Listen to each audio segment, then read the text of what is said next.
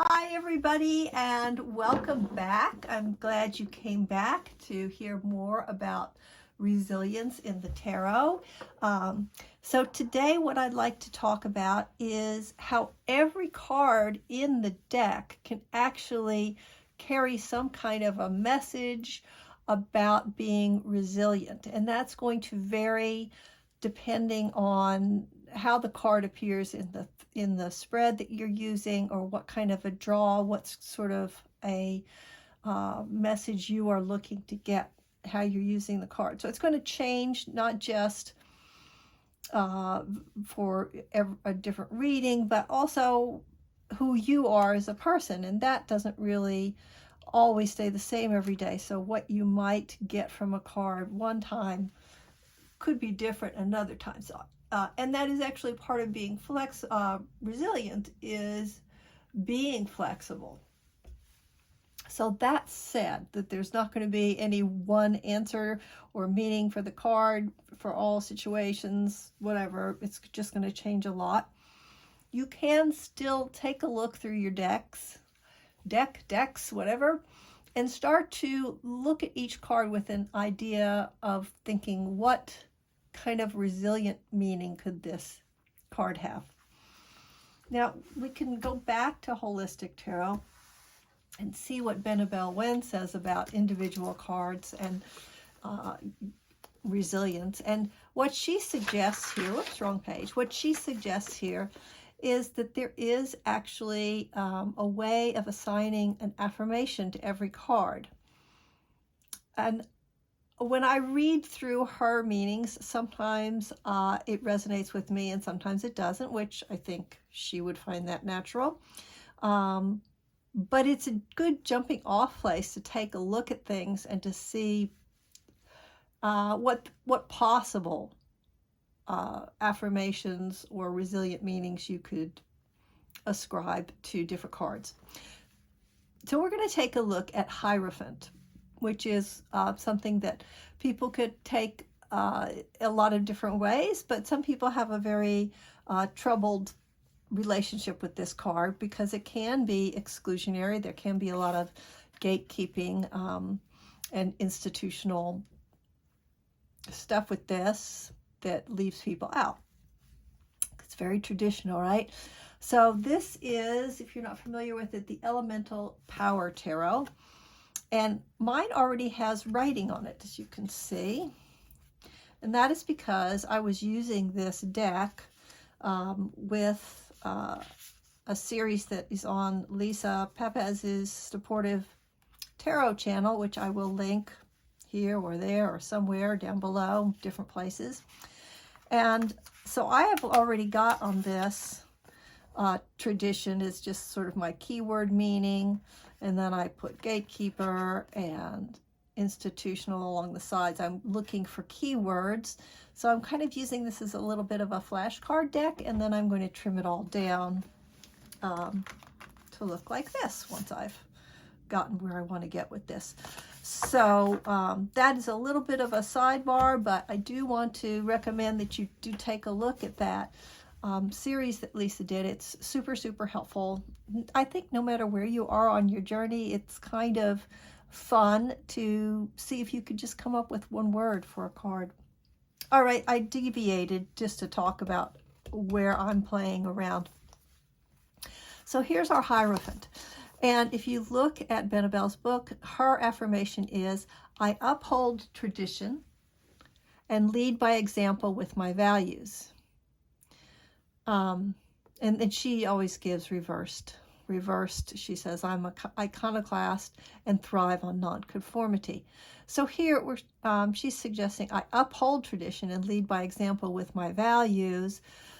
You could maybe say that the resilient part of this card would be nurturing your values and sort of what do I want to say about this? It could be about values and sort of making those traditional for you personally, not necessarily somebody else's values, your values, so that you are your own Hierophant. That would be one way of looking at this and making it a more, have a meaning that's more resilient. Now, there are some decks that are kind of built in with meaning. So now here's some other things you can do. So you can look around. You probably, if you're here, you've probably got more than one deck. So you can look around at other decks that you have. So here's an example, the Happy Tarot. Now I'm going to be honest, when I first got this tarot, I was like, okay, this is just too much for me. It's just, that's just too cheery. But I warmed up to it, and it has a place in my practice now. I use it, I teach, and I use it a lot when I'm sort of puzzling things out about working with different students. So when you look at the little white book here for the Happy Tarot, no matter what card you pull, it's got some little happy. How can you get happy? So let's just do one at random. Let's see. Oh, this one's sticking out. We'll pull that one. All right, well, this is kind of a happy one anyway, the Two of Cups. But let's see what they say. This is that low scarabeo, little teeny thing in different languages. You know, some people complain about all the languages, but I think it's kind of fun. All right, so Two of Cups, they're saying you can find happiness by sharing pleasure. So let's see if we can pull something else that's not so obvious. Here we go. Let's just see what they have to say about that one. The Nine of Swords. Most of us are not big fans of that card. You can find happiness by facing your fears. All right, so that is a way of being resilient, right? That's a very clear message. Face your fears. Don't try to hide from them, and then they just come back in your dreams. Right? So you can look at guidebooks for decks that you already have. Here is another example. The Everyday Witch, and I'm not going to pull out any cards. I'm just going to sort of flip through this book and show you, if you don't have the deck, every card has got this little sort of mantra-y, very positive thing. I create my own success. Success at last. Let's see what they're doing with swords. Oh, you know what? Let's see what they did with Nine of Swords. Let's really do a direct comparison. Woe is me. Okay, well, this is the same thing. Feel your feelings. That is part of being resilient. If you don't feel your feelings, you're not going to be resilient. The feelings are just going to kind of linger, you know? What you don't address is just going to keep hanging in there with you. So that's another way. Just take a look at some of your books. You'll get some ideas from that. And then this Philly Tarot, I just got this like last week, and it is just, you know, I picked it up because I thought it was just going to be kind of this quirky souvenir, and it just keeps surprising me. It's actually a really good deck, in my humble opinion. So, for example, here is their Queen of Swords. And the Queen of Swords here is someone, you know, all the personalities are associated with Philadelphia in some way. So this is Billie Holiday, who had really just a rough life, really rough life. And so they say, iconic Lady Day Billie Holiday sits with her mic in hand, overseeing all from her throne. She's seen her share of hardships, but her powerful improvisational jazz sees her through.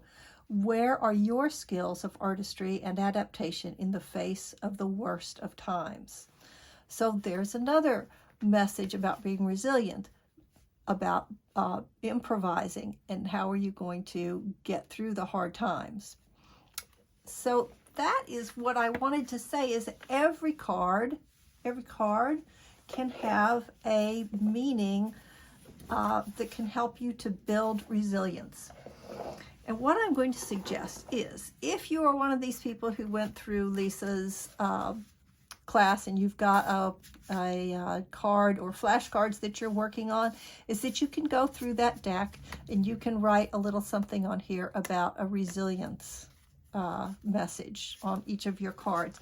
And you can do that by referencing Holistic Tarot, or looking in the little white book of different decks that you already have, because once you start to look at it this way, you're going to just see that it is all over the place, and it's just like you just have to kind of tweak yourself to it. Yeah, let's look at the Nine of Swords here. So here hers is, I let go of all sorrow and shed tears to sanctify my conscience. I embrace the night. So you can't, you don't just have to look at it and say, oh, pain, insomnia. There are a lot of other ways you can look at this that are about building resilience and bouncing back. So I'm going to leave you with that and hope that you will in some way start to look at individual cards as a way of getting messages about resilience. The messages are just there. They're all over the place. And I think you'll find them if you look at them, no matter which deck you have. Okay, so we're going to stop there. In the next video, I'm going to talk about spreads specifically about resilience, and also ways of building on some of your standard spreads or favorite spreads that you have in a way that you can get that little extra message about being resilient about whatever it is that you are looking at. It's going to be fun. It's a lot of fun. I'm having a great time exploring this subject. And once again, thank you very much for watching this video. Take a look at Lisa's little class about, I'm trying to remember what it's called, boot camp, I think. Anyway, there will be links.